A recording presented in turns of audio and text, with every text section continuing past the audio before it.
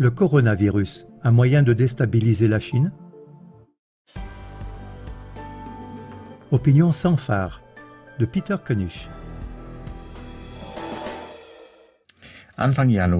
Début janvier, l'Organisation mondiale de la santé, OMS, a annoncé qu'une maladie pulmonaire accompagnée de fièvre et de toux était causée en Chine centrale, dans la métropole de Wuhan, par un nouveau coronavirus appelé 2019 NCOV.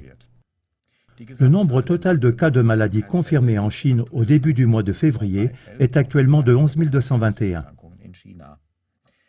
Pour éviter que la maladie ne se propage davantage, la Chine a isolé du monde extérieur plus de 45 millions de personnes dans différentes villes. Par crainte de la propagation du virus, de nombreux États se ferment actuellement à la Chine et ferment leurs postes frontières.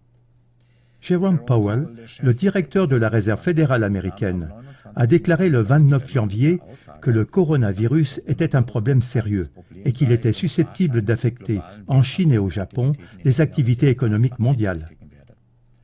Le 30 janvier 2020, l'OMS a déclaré une urgence sanitaire internationale. L'économiste et analyste en géostratégie Peter König a écrit le 28 janvier un commentaire sur l'épidémie de coronavirus et établi une comparaison avec d'autres maladies à coronavirus telles que le SRAS, qui a été découvert pour la première fois en Chine en 2002. Selon M. König, le nouveau virus 2019 NCOV et le SRAS ont la particularité de toucher principalement les personnes d'origine chinoise. Selon lui, il est tout à fait possible que le nouveau coronavirus ait été produit artificiellement et de manière ciblée. Voyez vous-même dans un extrait du commentaire de Peter König comment il est arrivé à cette hypothèse.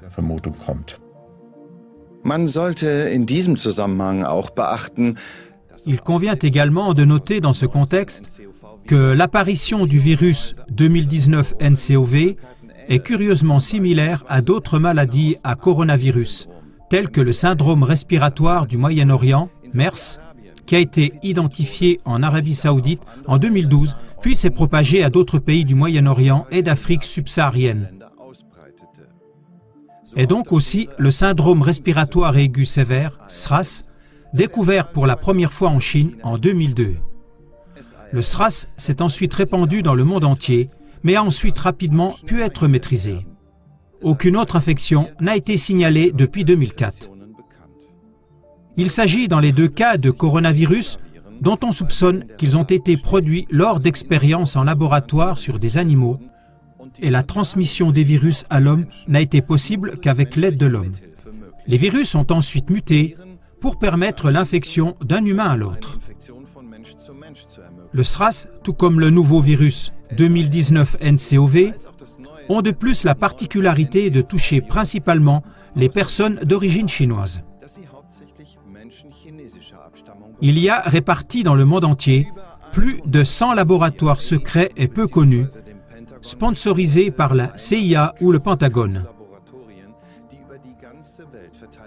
Laboratoires dont la mission est de fabriquer et de tester des agents pour la guerre biologique.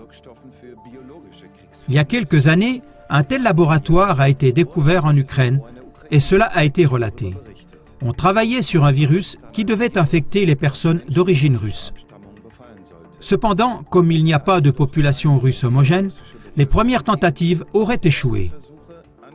Comme l'Empire ne renonce jamais à ses tentatives malveillantes de dominer le monde, nous pouvons supposer que la recherche sur les bioagents, développés pour des populations spécifiques, se poursuivra. Ce projet occidental et surtout américain, de la CIA, du Pentagone et de l'OTAN, qui vise à développer des armes biochimiques qui tuent les gens par la maladie plutôt que par des balles et des bombes, revient beaucoup moins cher. Et bien que cela soit difficile à croire, ça existe. Tirez vous-même vos propres conclusions pour savoir si le SRAS et le nouveau NCOV 2019 s'inscrivent dans ce schéma. Le moment de son apparition était particulièrement étrange. Le virus a été signalé pour la première fois à Wuhan le 31 décembre 2019. Et s'est ensuite propagé si rapidement qu'il a complètement éclipsé la plus importante fête de la Chine, le Nouvel An lunaire. Bien sûr, cela pourrait aussi être une pure coïncidence. L'un des modèles de guerre malveillants de Washington est la déstabilisation de la Chine et de la Russie par tous les moyens.